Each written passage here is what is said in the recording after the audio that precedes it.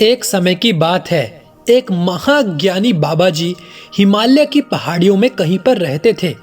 लोगों के बीच रहकर वो थक चुके थे और इसलिए अब वो ईश्वर भक्ति करते हुए एक सादा जीवन व्यतीत करना चाहते थे।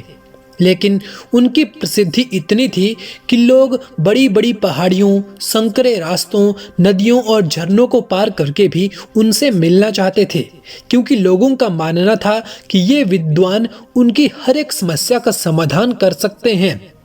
एक बार कुछ लोगों ने बाबा जी से मिलने का निश्चय किया और उनको ढूंढते हुए उनकी कुटिया तक आ पहुंचे। बाबा जी ने उन्हें इंतजार करने के लिए कहा। 3-4 दिन ऐसे ही बीत गए।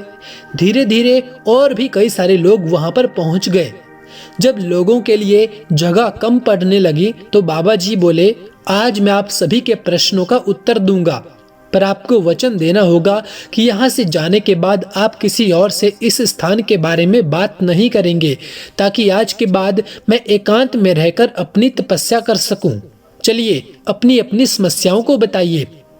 ये सुनते ही एक व्यक्ति ने अपनी परेशानी बतानी शुरू की, लेकिन वो अभी कुछ ही शब्द बोल पाया था कि किसी और व्यक्ति ने बीच में ही अपनी बात कहनी शुरू कर दी, क्योंकि सभी लोग जानते थे कि आज के बाद उन्हें कभी भी बाबा जी से बात करने का मौका नहीं मिलेगा। इसलिए वे सारे लोग जल्दी से जल्दी अपनी बात को रखना चाहते थे। कुछ ही देर में वहाँ का दृश्य मछली बाजार जैसा हो गया और एंड में बाबा जी को चीख कर बोलना पड़ा, कृपया शांत हो जाइए, अपनी अपनी समस्या को एक पर्चे पर लिख कर मुझे दे दीजिए। सभी ने अपनी अपनी समस्याएं लिखकर आगे बढ़ा दी।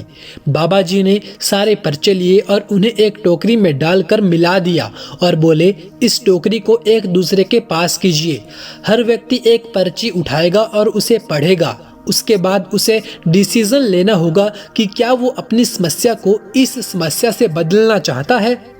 हर एक व्यक्ति एक पर्चा उठाता, उसे पढ़ता और डर जाता। एक एक करके सभी ने पर्चियां देख ली, पर कोई भी अपनी समस्या के बदले किसी और की समस्या को लेने को तैयार नहीं हुआ। सबका यही मानना था कि उनकी अपनी समस्या चाहे कितनी ही बड़ी क्यों ना हो, बाकी लोगों की समस्या के जितनी सीरियस नहीं है। कुछ देर के बाद सभी लोग अपनी अपनी पर्चियों को हाथ में लेकर लौटने लगे। वे खुश थे कि उनकी समस्या उतनी भी बड़ी नहीं है जितना कि वो पहले सोचते थे।